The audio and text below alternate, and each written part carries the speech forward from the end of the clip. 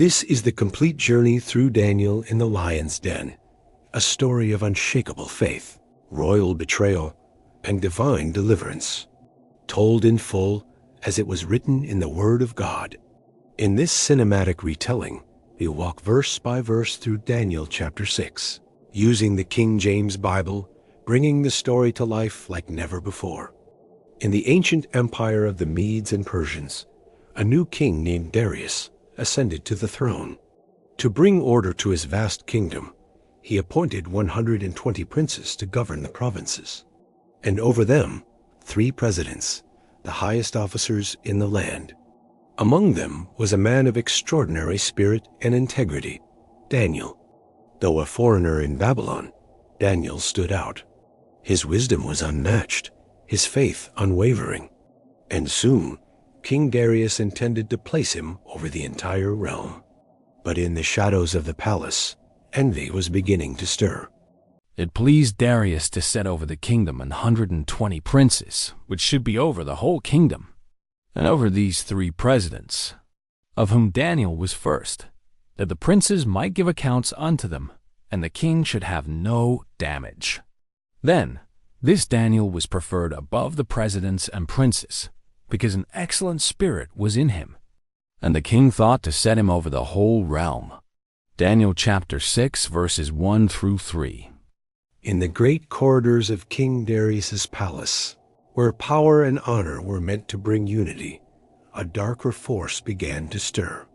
Amidst the majestic halls and the opulence of Persian rule, Daniel's ascent was a beacon of integrity and wisdom, so radiant that it cast long shadows in the hearts of his peers. It was not only that Daniel had risen swiftly through the ranks, but the manner of his rise was unlike any other. Here was a man of humble origins, yet his character shone brighter than the finest bronze of the palace gates. In every decision he made, every word of counsel he offered to King Darius, there lay an unmistakable mark of divine guidance. Such was his influence that even the gentle murmur of his prayers seemed to carry an otherworldly authority, echoing through the marble halls. But while the king saw in Daniel a faithful servant and a wise adviser, among the other presidents and princes there grew a festering envy. They were men of pride and ambition, accustomed to power that was given by birth and tradition. Daniel, a foreigner whose loyalty was measured by his steadfast devotion to God, disrupted the established order. His virtues, rather than uniting them in admiration, sparked bitterness. They began to see Daniel not as a fellow servant, but as a threat to their own ambitions. Whispers filled the corridors like the rustle of desert winds. In shadowed rooms and behind intricately carved pillars, the officials gathered, their voices low and conspiratorial. Their words were laced with venom, accusing him of favoritism and implying secret alliances with forces beyond mortal reach. Yet, try as they might, none could find fault in his conduct. Day after day, Daniel's actions remained pristine, a living testament to unwavering faith and diligence. His counsel was wise, his work impeccable, leaving these men desperate, as there was no flaw in his service that could tarnish his reputation. As the tension mounted, the conspirators turned their attention to the one element they knew could be manipulated: Daniel's devotion to his God. They set their minds to devise a plan that would exploit this very loyalty. In hushed meetings that stretched long into the nights, they plotted to use his prayer habits against him. They reasoned, if there be no fault in his work, then let us find cause in his religious observance, in the law of his God. Their scheme took root in the belief that attacking the foundation of his strength would shatter his influence once and for all. Beyond the physical walls of the palace, the air grew heavy with the scent of treachery. The court, once a place of order and respect, became a stage for hidden grudges and secret plans. The conspirators, emboldened by their envy, imagined a future where they could supplant Daniel with someone more conformable to their ideals. In their eyes, by undermining his spiritual devotion, they could undermine the very essence of his character. In that moment, the grandeur of the Persian court was overshadowed by a sense of impending betrayal. The bustling activity of the palace, the rhythmic cadence of official duties and ceremonial echoes, now carried an undercurrent of tension and mistrust. Even the most loyal servants exchanged wary glances, for they, too, sensed that the harmony once cherished in these walls was at risk of being shattered by the poison of jealousy. Thus, in the gathering gloom of ambition and resentment, the stage was set. Daniel, the man favored by the king and the God of heaven, found himself at the heart of a plot that sought to test his faith. Unbeknownst to him, the wheels of deceit were turning, and his steadfast devotion was about to become the very vulnerability that his foes would exploit. And so, the tale of divine fidelity in the midst of human treachery began its slow, inexorable march toward destiny. Then the presidents and princes sought to find occasion against Daniel concerning the kingdom, but they could find none occasion nor fault.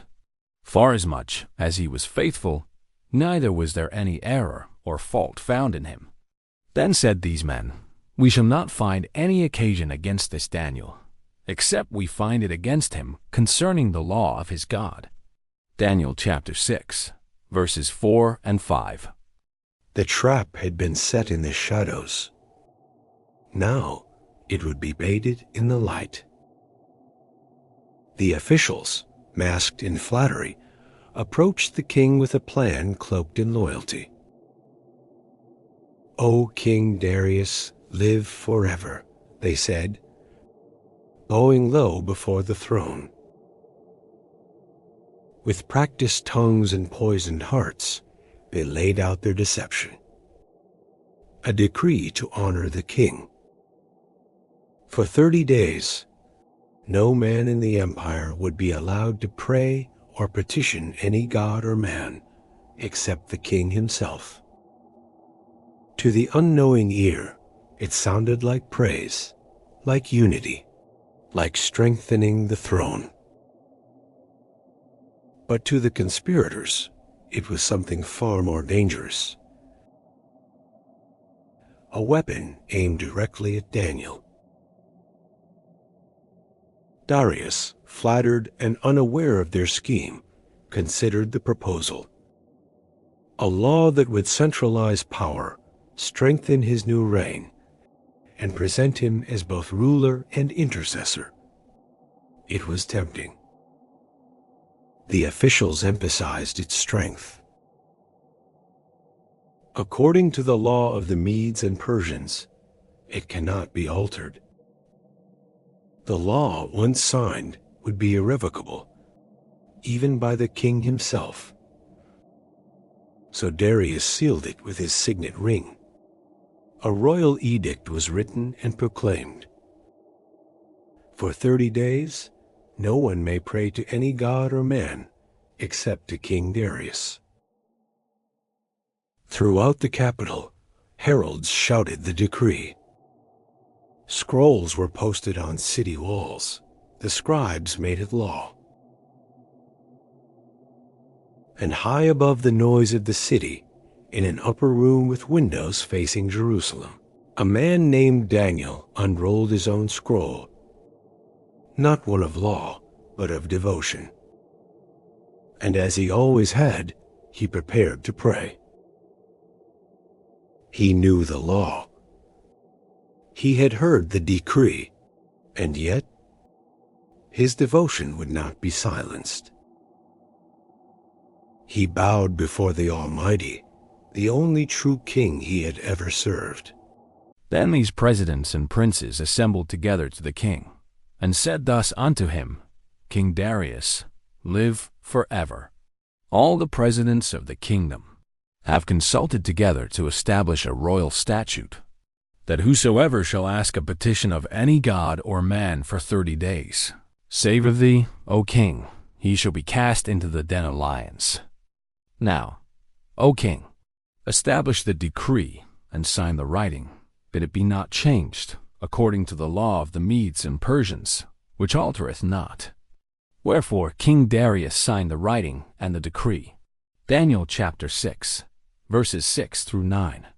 The ink had barely dried on the king's decree. All throughout the kingdom, the message was clear. No man may offer prayer to any god or person for 30 days, except to Darius, the king of the Medes and Persians. Some obeyed out of fear, others out of habit, and many out of blind loyalty to power. The city quieted, uneasy beneath the weight of a law not merely political, but spiritual. A law that dared to silence the voice of the faithful. But Daniel's voice could not be silenced. He had served kings before. Babylon, Persia, empires rose and fell like waves. But Daniel's eyes were fixed not on thrones of stone, but on the throne eternal. As he ascended the steps of his home, the city's noise faded behind him. He entered his upper chamber, a space of stillness, lined with scrolls, the smell of aged parchment and oil lamps lingering in the air. Windows stood open, facing west, toward Jerusalem. The city was far away, 1,000 miles and a lifetime removed, but for Daniel, it was never absent. Though reduced to ruins, Jerusalem was the symbol of God's covenant, His mercy, His dwelling place among men. And so Daniel prayed toward it, just as Solomon had once instructed generations before. He knew the risk. He had not misunderstood the decree. He had not forgotten the penalty. But his faith was older than Persia, deeper than fear. Daniel knelt. He bowed low, pressing his forehead to the woven rug beneath him. And from his lips came not a cry for deliverance, not a plea for mercy, but gratitude. Even now. 3 times a day he did this, morning, noon, and evening. Not in rebellion, but in reverence. Because he could no more stop praying than he could stop breathing. Outside, the conspirators waited. They had anticipated his consistency. It was the very weapon they now wielded against him. They stood in the alleyways, behind shaded pillars, listening for that familiar rhythm. The whispered prayers, the rustling of robes, the bending of knees. And when they heard it, their trap had sprung. They slipped away, satisfied. Daniel had been faithful, and in their minds, faithfulness would now be fatal. But Daniel prayed on, unaware of their footsteps. The same way he had prayed through war, exile, loss, and longing. Not to be seen, not to defy, but to commune with the only king who had never failed him. Now when Daniel knew that the writing was signed, he went into his house. And his windows being open in his chamber toward Jerusalem, he kneeled upon his knees 3 times a day, and prayed, and gave thanks before his God, as he did aforetime. Then these men assembled, and found Daniel praying and making supplication before his God. Daniel chapter 6, verses 10 and 11. The trap was sprung. The conspirators, cloaked in official robes and dripping with false honor, once again approached the throne of Darius. Their timing was perfect, calculated, surgical. "O King Darius, live forever," they began, bowing low. Their voices were smooth, but behind their eyes was triumph. Not the kind born from victory, but from manipulation. They reminded the king of his decree. "Did you not sign a law? That no man shall ask any god or man for anything except of you, O king, for 30 days? Darius nodded. "The thing is true," he said, "according to the law of the Medes and Persians, which altereth not." His voice was steady, but only for a moment. Then came the accusation that Daniel of the captivity of Judah regardeth not thee, O king. He prays 3 times a day, as if your command meant nothing. And with that, the king's heart sank. Suddenly, he saw it all: the meetings, the urgency, the so-called unity of the decree. It was never about honoring him. It was about ensnaring Daniel, the man he trusted, the man he had set above all others.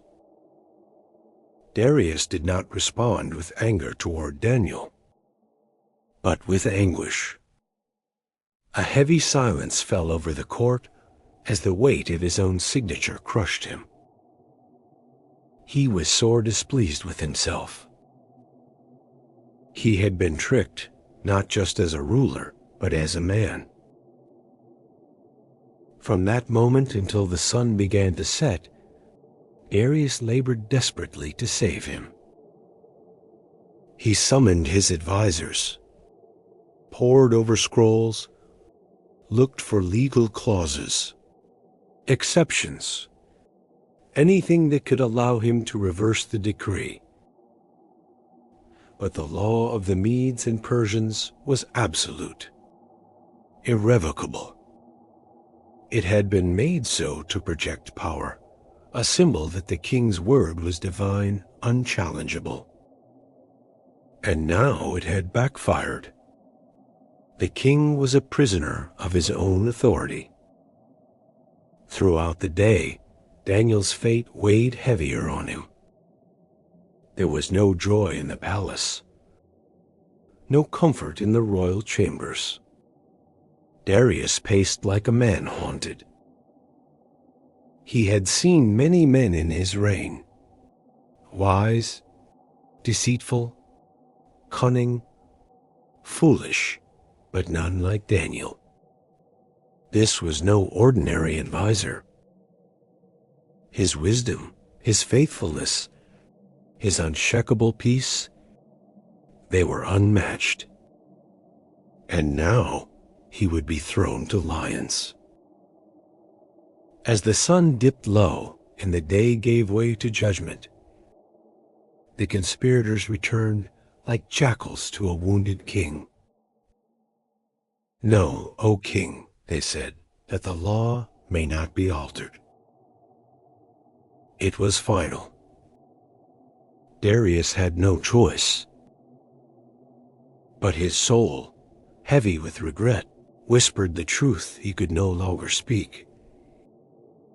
He had condemned the only righteous man in his court. Then they came near, and spake before the king concerning the king's decree. Hast thou not signed a decree? And the king answered, The thing is true, according to the law of the Medes and Persians, which altereth not. Then answered they, That Daniel, which is of the children of the captivity of Judah, regardeth not thee, but maketh his petition 3 times a day. Then the king, when he heard these words, was sore displeased with himself, and set his heart on Daniel to deliver him, until the going down of the sun. Then these men assembled unto the king, and said, Know, O king, that the law of the Medes and Persians is, that no decree nor statute which the king establisheth may be changed. Daniel chapter 6, verses 12 through 15. The shadows of Babylon stretched long across the city. The sun had fallen, and with it the final hour. The sentence was no longer a threat. It was a reality. Guards arrived at Daniel's home, but not with harshness. Their orders were clear, but their hearts were heavy. They had known Daniel, not as a lawbreaker, but as a man of peace, wisdom, and grace. He offered no protest, no resistance, no fear. Daniel stood, composed, and followed them like a lamb led to the slaughter, yet without anger, without even a word of complaint. As he walked the path toward judgment, he passed the same streets he had once walked as a boy, exiled from Judah. He passed palace walls that had seen the rise and fall of kings. And now he approached the place of death. The den was not symbolic. It was real, a pit carved deep into the earth. The smell of old blood, animal musk, and damp stone rose from below. From its shadows came the low growl of waiting beasts, lions whose hunger had been carefully maintained. Their roars echoed faintly, like thunder beneath the earth. King Darius was there, waiting. But he was not regal, not composed. He looked like a man carrying a burden too heavy for his crown. His face was weary, his eyes full of grief. He had tried. All day he had searched for a way out, a loophole in the law, a clause buried in ancient legal code. But there was none. The law he had signed was a prison, and Daniel was its captive. He looked Daniel in the eye, and with trembling voice he said, "Thy God, whom thou servest continually, he will deliver thee." It wasn't political. It wasn't ceremonial. It was the confession of a man who had come to believe. Daniel didn't answer. He only nodded, or perhaps bowed, as if the matter had already been placed in hands far greater than the king's. Then came the moment. Daniel descended into the den. Some say he walked. Others imagine he was lowered on ropes. The scriptures are silent on the method, because the moment itself was what mattered. He entered darkness, a place of death, a place of fear. And yet he entered it with peace.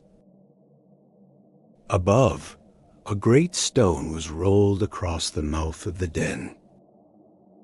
With solemn ceremony, the king pressed his signet into the wax, sealing the fate of the one man he trusted most. The lords did the same, their symbols beside his, not in unity, but in pride. The law was unbreakable. The den was sealed.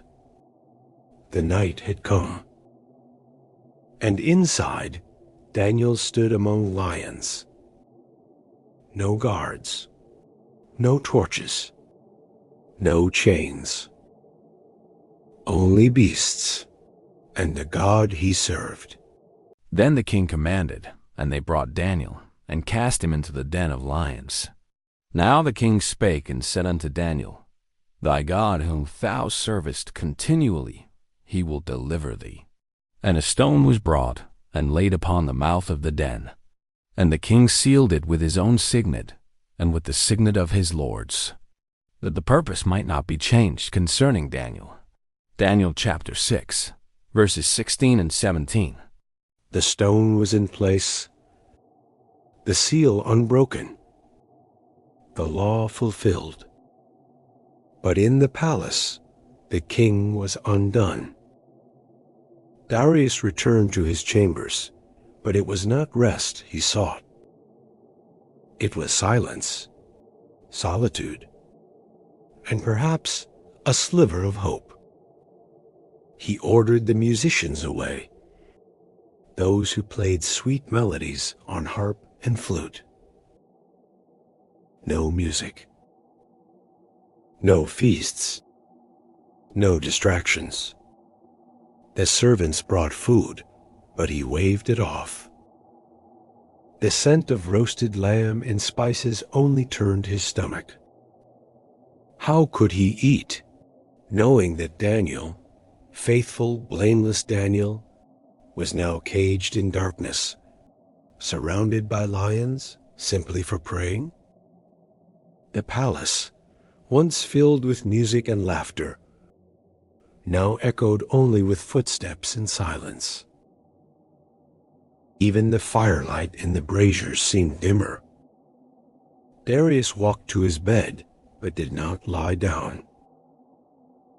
He paced, back and forth, again and again, sandals discarded, crown removed, robes disheveled. Not as a king, but as a man tormented by guilt. He whispered to the empty chamber, "Thy God, whom thou servest continually." He had said the words in faith. But now his heart was split between fear and wonder. What if Daniel's God was real? He had heard the stories of Hebrews saved from fire, of visions and dreams interpreted, of gods defeated and kingdoms overthrown by divine hand. But tonight, it was personal. This wasn't a story. This wasn't ceremony. This was Daniel. He closed his eyes, but sleep would not come. Every time he drifted, he saw it. The moment Daniel was lowered into the den, the flicker of torchlight, the echo of distant growls, the look on Daniel's face, not of terror, but peace. It haunted him, and it humbled him. Outside, the moon climbed higher, bathing Babylon in pale light. Inside, the king remained restless, walking his chamber floor, hands behind his back, lips moving in wordless prayer. Deliver him, O God of Daniel, deliver him. The law of the Medes and Persians could not be changed. But perhaps the law of heaven could make a way. As the hours dragged on, the candles burned lower. The sky beyond the windows shifted from deep blue to pale gray. Morning approached, and with it the answer. Then the king went to his palace, and passed the night fasting. Neither were instruments of music brought before him, and his sleep went from him. Daniel chapter 6, verse 18. The first light of dawn stretched across Babylon.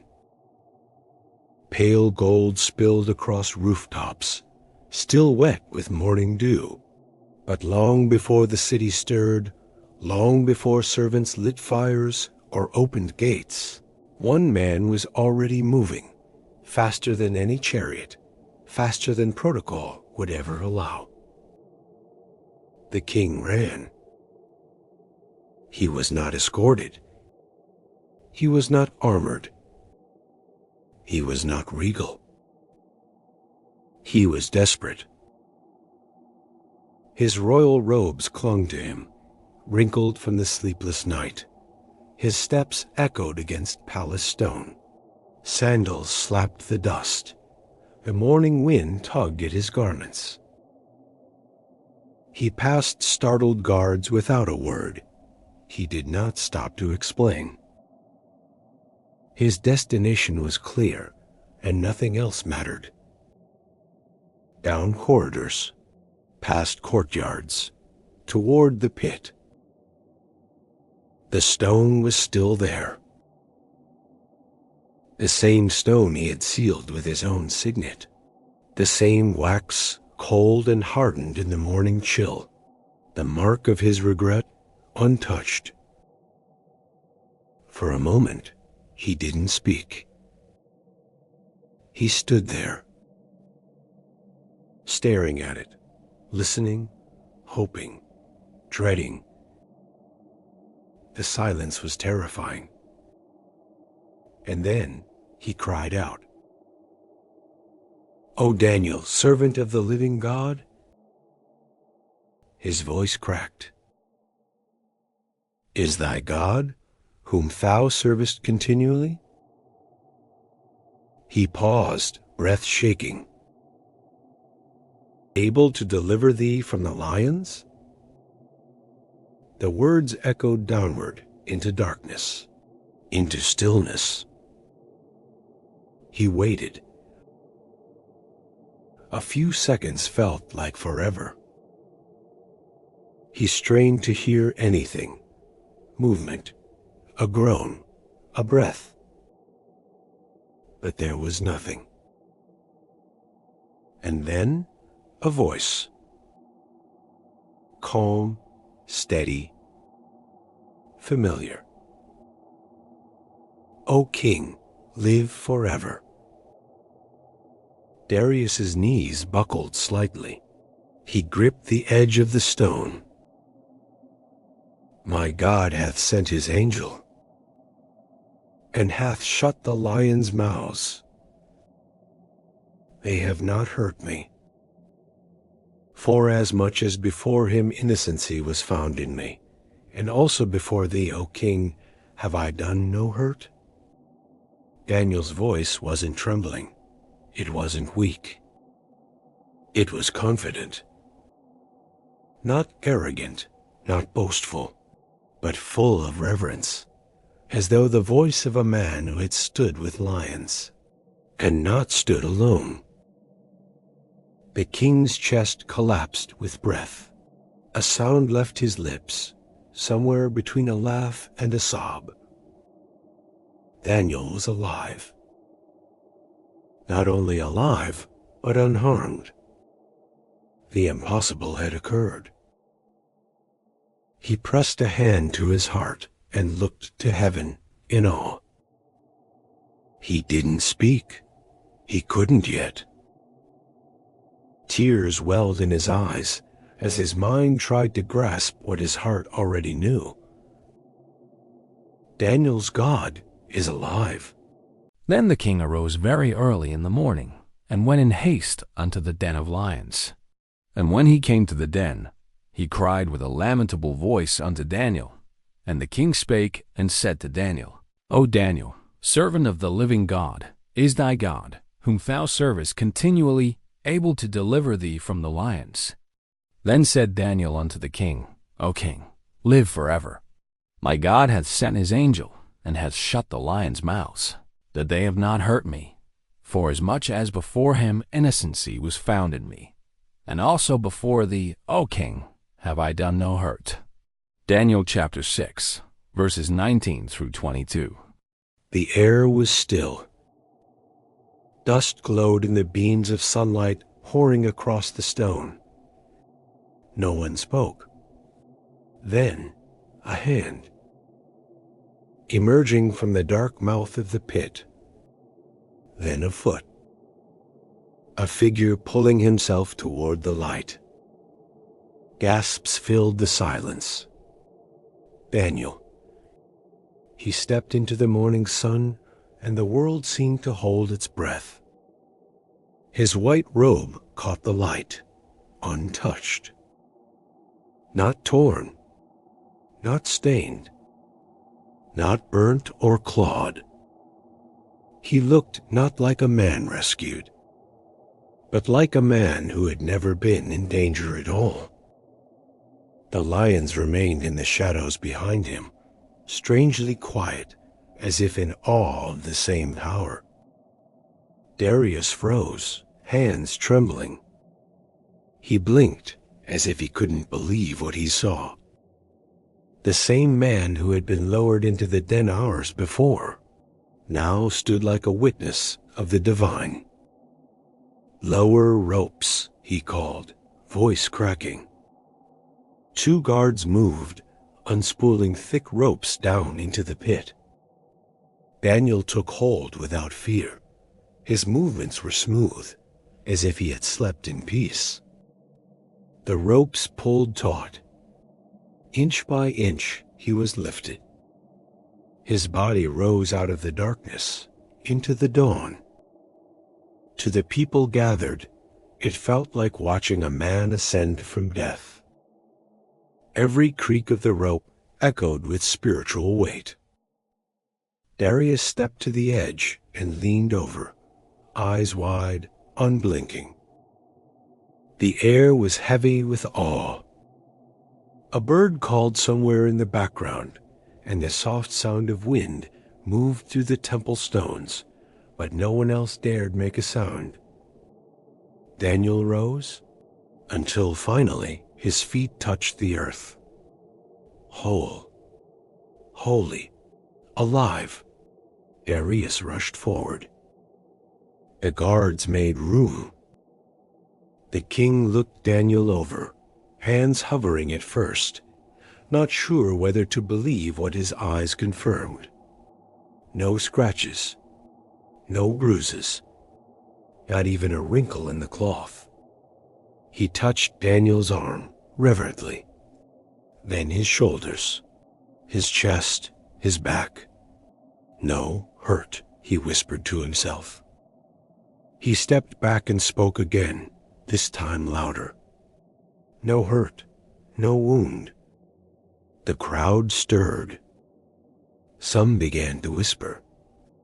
The satraps turned pale. Darius looked Daniel in the eyes.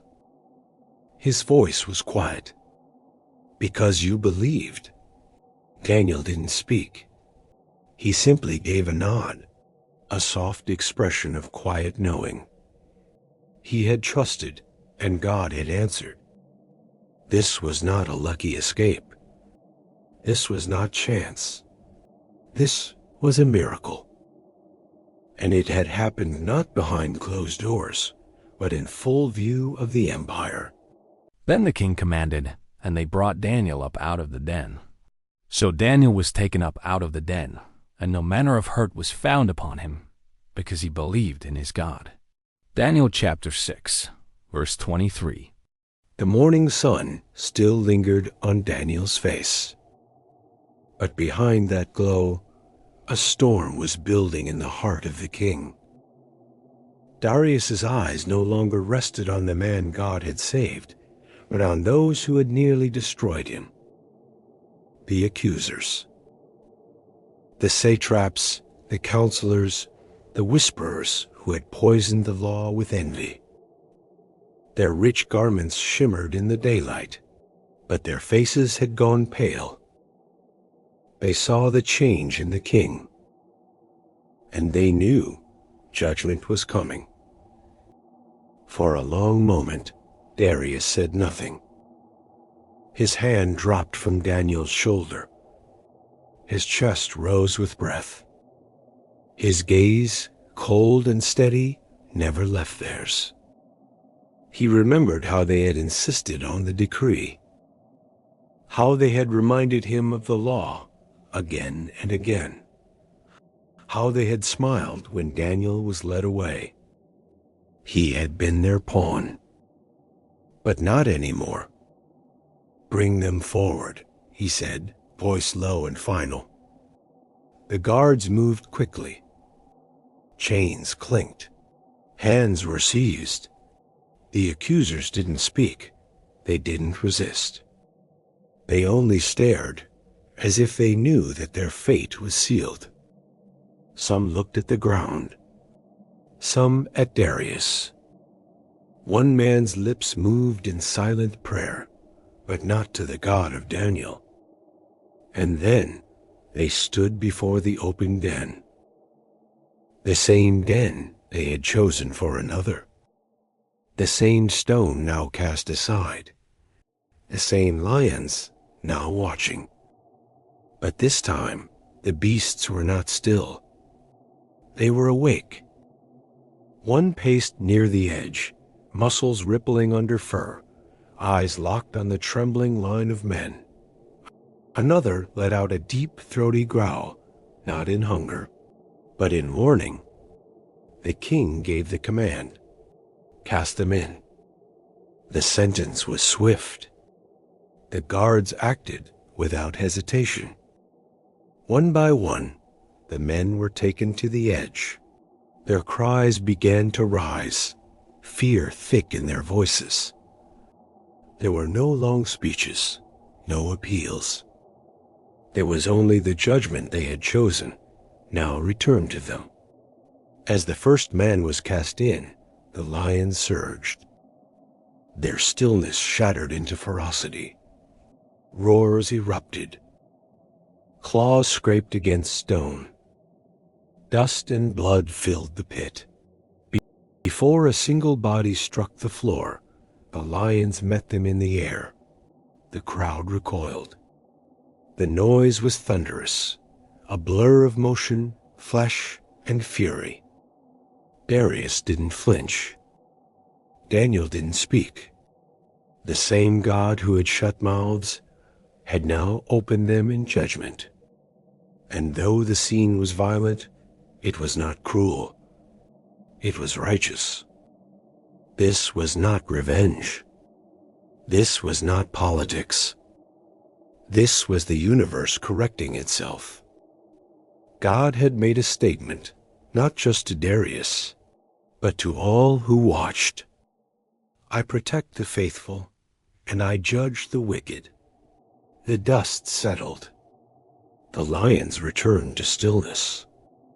And a heavy silence fell over the crowd, not from fear, but from the weight of what they had just witnessed. Justice, real justice, had spoken, and it had come from heaven.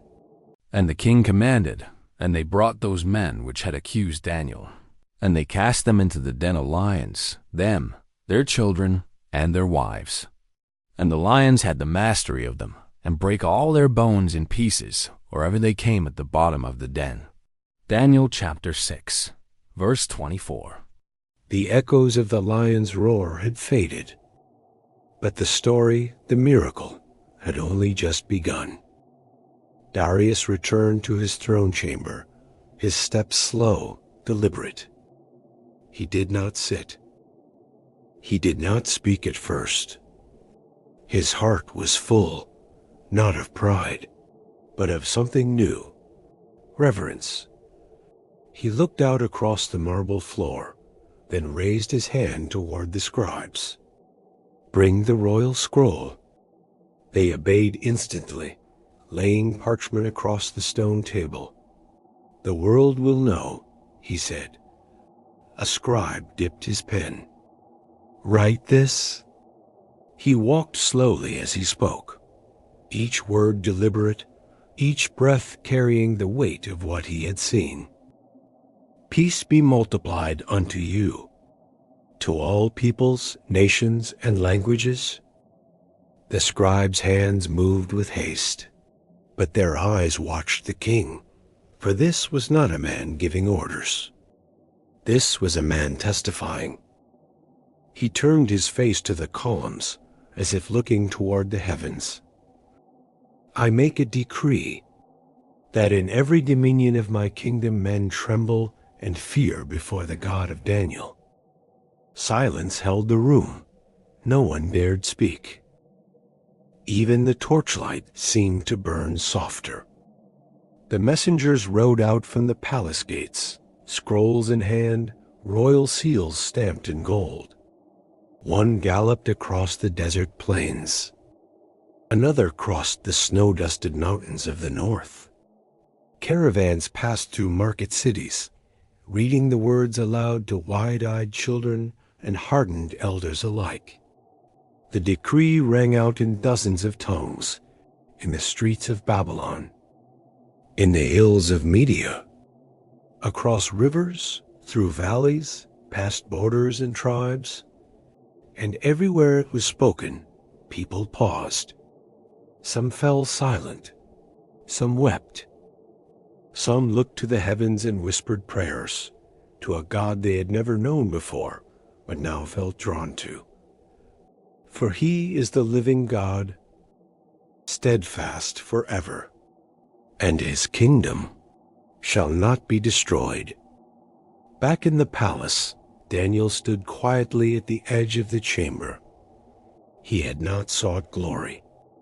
He had not lobbied for his name to be remembered. He had simply trusted and remained faithful. And now, his God was being praised in every corner of the empire, not with swords, not with war, but with a scroll and a voice. Then King Darius wrote unto all people, nations, and languages that dwell in all the earth, Peace be multiplied unto you. I make a decree that in every dominion of my kingdom men tremble and fear before the God of Daniel, for he is the living God, and steadfast forever, and his kingdom that which shall not be destroyed, and his dominion shall be even unto the end. Daniel chapter 6, verses 25 and 26. The lions were silent, the pit sealed, the decree written. But Daniel was unchanged. He did not seek honor. He asked for no reward. He returned to the place where his faith had first taken root, to the window that faced Jerusalem, to the God who had been with him in silence and in roaring. The city stirred around him. Voices echoed in distant halls, but Daniel knelt alone, not in fear, but in thanks for what God had done and for who God had always been. Stories spread. The night of the lions became a legend, even before the week had passed. Children whispered of a man who spoke and lions obeyed. Scholars debated how he survived, but only a few knew the truth. The lions had seen not a man, but the faith of one, and the God who dwelled in that faith shut their mouths. With a whisper, Darius would reign. Cyrus would come after him. Empires would fall and rise. But Daniel remained. He would walk the halls of Babylon for many more years, guiding kings, interpreting dreams, speaking truth even when it cost him everything. And yet, history would remember him not as a politician, nor as a prophet, but as a man who trusted God even in the shadow of death. He delivereth and rescueth, and he worketh signs and wonders in heaven and in earth, who hath delivered Daniel from the power of the lions. Daniel chapter 6, verses 27 and 28. This was the complete journey through Daniel in the lion's den, a tale of courage, conviction, and the God who delivers. Subscribe for more cinematic Bible stories brought to life.